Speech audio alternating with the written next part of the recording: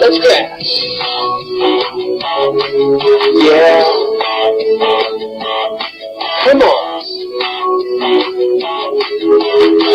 Shade it, shade it. When I'm graphing, it will make my grade in math soar. I'll take a test and I'm sure to get a high score. And I was thinking of ways that I could graph these lines. Today I'm gonna learn how, and I am starting right now. To know where to start, you'll need a y-intercept, and the slope will tell you where to go on from there. If you follow these rules, then you're graphing, I swear. Come on, shake, shake, shake, shake, shake it. Shake, shake, shake, shake, shake it. Shake, shake, shake, shake, shake it. Shake, shake, shake, shake, shake it. Shake, shake, shake, shake, shake it. Now there are two types of lines, you have to know that. You can make them dashed or make them solid. And I was thinking of ways that I could tell which kind. How to determine the line. It all depends on the sign. If it's got an equal to, then you make it solid. If there's no equal to, then you make it dotted. If you follow these rules, then you can graph it. Come on, shake, shake, shake, shake, shake it. Shake, shake, shake, shake, shake it. Shake, shake, shake, shake, shake it. Shake, shake, shake, shake, shake it. Shake, shake, shake, shake, shake it. After the graphing, there is only one thing left to find. Plug in a test, for it will tell us to shade which side. I was thinking of ways to know which plus one is fine. To a zero as long as it is not on the line. It will be true or false when you plug the 4 in. If it comes out true, shade toward the origin. If it comes out false, shade the side opposite. Come on, shake, shake, shake, shake, shake it. Shake, shake, shake, shake, shake it. Shake, shake, shake, shake, shake it. Shake, shake, shake, shake, shake it. Shake, shake, shake, shake, shake it. Shake, shake, shake, shake, shake it. Shake, shake, shake, shake, shake. Wow, what a video start there. Let's see if we can get the notes up on the board. Took a long time to find that. Probably the best review for graphing linear inequalities out there. I don't know if anybody noticed or not. There was a gigantic slide rule being played in that video. I believe the same one is somewhere up on Mrs. Lipko's wall. I might want to go check that one out. So what we have here is 1.8 graphing linear inequalities, and there's a lot of good stuff in that video we just watched. Hopefully we will be able to utilize all of that here in our notes that we're about to take. We're going to just go ahead and get started in some examples. First example we have is graphing x greater than 3. Okay, so there's not much difference between graphing lines and graphing inequalities. You basically want to start at the same place. If we're going to graph x equals 3, what would we do? Well, it's just x equals, so hopefully remember that x equals some number is a vertical line at that number. So we're just going to go to 3 and draw a vertical line, but we do have to be a little bit more careful with inequalities. First, from the video, hopefully you saw that we have greater than, less than, or we have greater than or equal to, less than or equal to. Now, the ones with the equal to are going to graph as solid lines, and the ones that are not equal to, as we have in this problem, are going to be dotted lines. So when we graph this vertical line, it's actually going to be dotted because it is just greater than 3. So we're going to put a dotted line.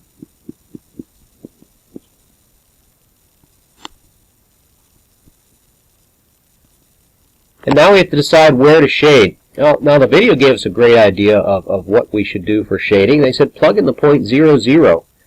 Alright, well, we could do that. We have x is greater than 3. We put in the point 0, 0. Well, we'll be putting in the x value of 0. There is no y value to plug into. And we get the inequality of 0 greater than 3. Is that true? No, it is not. It is a false statement. If you get a false statement, then you will shade the side opposite of the origin. So the side opposite of the origin is going to be over here to the right. That's the side opposite of the origin. Now what's your answer? It's the whole graph. This entire graph is the solution because all points in that shaded region to the right of the dotted line, not including the dotted line, but to the right of the dotted line, all of those points are solutions. So there are infinitely many solutions to this inequality. That's why we have to use a graph to give the solution. Alright, let's graph another one. Okay, this problem we actually have x and y. So we need to get y by itself before we can decide what to do here. So we're first going to isolate the negative 2y by subtracting x and adding 5. And now we have to divide by negative 2. Hopefully you remember that when you multiply or divide by a negative, you must switch the inequality. So we get y greater than or equal to positive 1/2 x minus 5/2. Now when we're graphing these lines or inequalities, we're going to graph them the same way we would graph any line. We start with the y-intercept. Now 5/2 is not probably the best form to graph this in, so let's go ahead and go decimal. 2.5. So we start with the y-intercept as the video suggested. Go down 1, 2, 3. So negative 2.5 is where we start. Right there. And now we're going to use the slope, okay, of 1/2 to get the second point. So we're going to go up 1 and right 2. Notice here I am using solid dots. Now the reason why I'm using solid dots is because my line's going to be solid. And the reason why the line's solid is because it is less than or equal to. Less than or equal to is a solid line, and therefore we use solid dots. If it was a dotted line, we would use open dots. So I'm going to go ahead and connect those two up. Now we have to decide, are we going to shade towards the origin or shade the opposite side? The video suggested plugging in the point 0, 0 for the origin. We plug 0 in for y. We plug 0 in for x.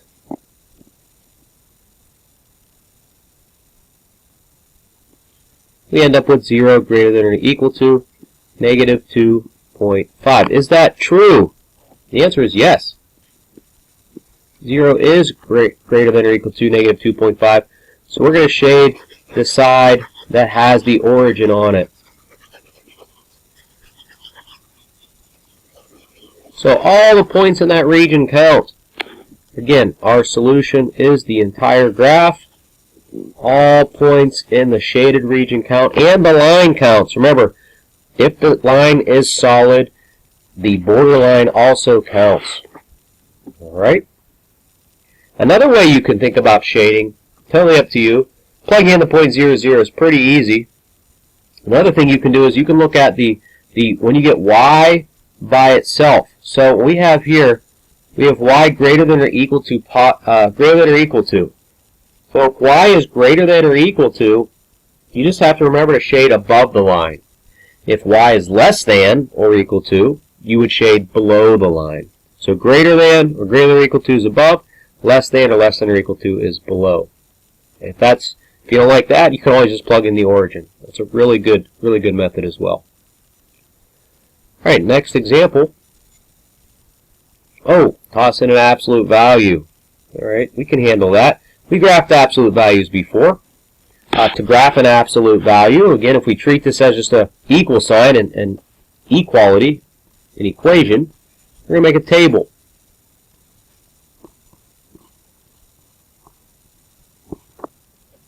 So let's first think about how we would graph the equation, y equals the absolute value of x minus 2, and then we will just shade accordingly. So when we did this before, we first had to establish where the middle of our chart would be, or I should say the tip of the V would be when we're graphing the absolute value. And what we did to find that out was to set whatever was inside the absolute value equal to 0 and solve. So we get 2. Now 2 is where the tip of the V is going to be. So we need to pick a couple points less than 2 and a couple points greater than 2 to get the rest of the graph. So we're going to plug in 1 and 0 and 3 and 4. If you put 0 in, hopefully you can do this in your head, you get 0 minus 2, which is the absolute value of negative 2, which is 2. So the point 0, 2 will be on our graph. If we plug in 1, it will be the absolute value of negative 1, or 1. If we plug in 2, 2 minus 2 is 0. Plug in 3, 3 minus 2 is 1. And if you plug in 4, 4 minus 2 is 2. So we have to graph those points. Now we have to be very careful here. Okay, again, what kind of line are we going to get? It's just greater than. It's not equal to. Since it's not equal to, we are going to use a dotted line. And dotted lines, we must use open dots. So when I plot these,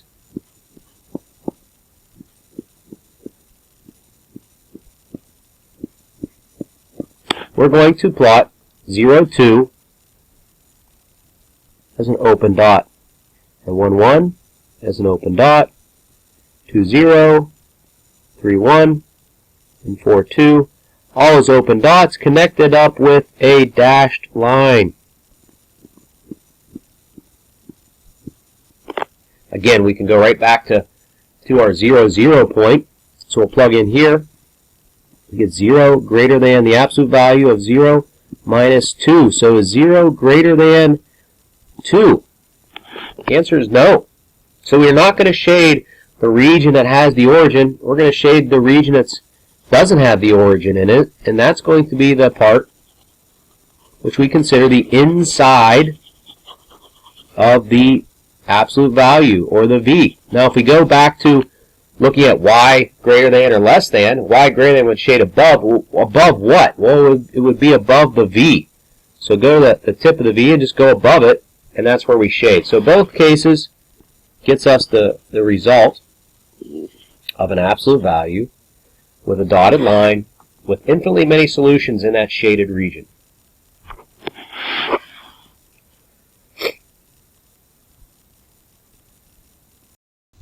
Alright, let's finish up these notes here.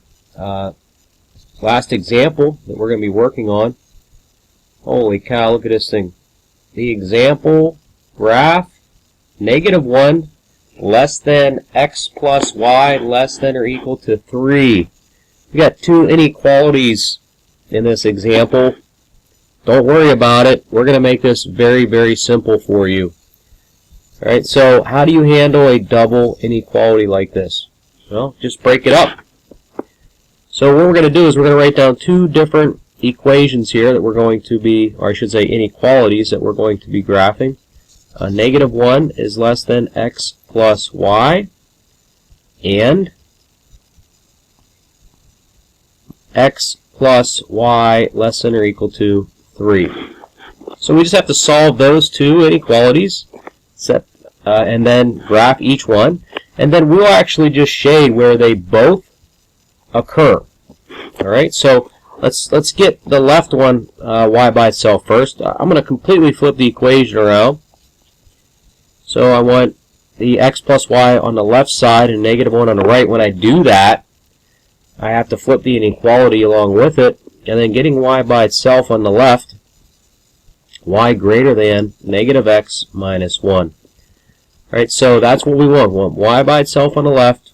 We now have an idea of what this line is going to look like. We know it's shaded because the inequality is just a greater than. I'm sorry, we know it's dotted because that the inequality is just greater than. We know we're going to shade above. Using my rule that y is greater than means we're going to shade above. We could also plug in the origin and see how that works out. Okay, isolating y in the second one. So y is less than or equal to negative x plus 3. Okay, so we have two different graphs here. I'm going to do one in blue. We'll do this one in blue here. And then I'll do the other one in green. Okay, so the first one, 1 and negative 1. And in order to graph this, I have to go down 1, right 1, according to the slope over here. Alright, so open dot because it's dotted. So starting at negative 1, open dot, down 1, right 1, another open dot.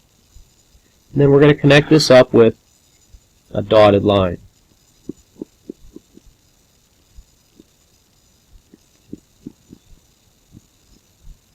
Okay, and then the second one we're going to put in green. Okay, up to 3. 1, 2, 3. Another reason why I'm putting this in green is just to show you the difference between the two graphs. This is all part of one solution. All right, so solid line this time, solid dot, solid line, and we're going to go again down 1 over 1. This time it's going to be a solid line connecting those up. All right, now we have to decide where do we shade. Okay, so for the blue dotted line, I'm saying greater than. We should be shading above. Okay, so that would be all of this region, okay, including the green line. Then y less than or equal to says we're going to shade below the green line. So that would be all this region. So as far as I can tell, the part in between them is where they are both hitting each other. They're both intersecting. So let me go back here, clear out the shading, and go ahead and show you where the solution is using red. That would be the part in between. So that should be the part that satisfies both. Now we can again check using, as the video suggested, 0, plugging in 0 in for x and y. So we end up with 0 is greater than negative 1, and that's true. So the region above the blue dot line is going to work. I put 0 in here. It's 0 less than or equal to negative, I guess 0 plus 3. 0 is not negative or positive. Let's put positive. So 0 is less than or equal to 3. Also true. So again, the side below, or the origin side of the green line is going to work. So the origin side of the blue dot line and the origin side of the green solid line both satisfy this equation. So they both check out, and they both agree with my method of greater than or less than when y is by itself on the left. So as you can see, here is our solution. Nothing spectacular. All the points between those two lines, not including the blue one because it's dotted, but including the solid green one, are your solutions. Okay, I believe that's it. Let's check. Yep, that's it. That's all we have for this lesson, 1.8. I hope you enjoyed it.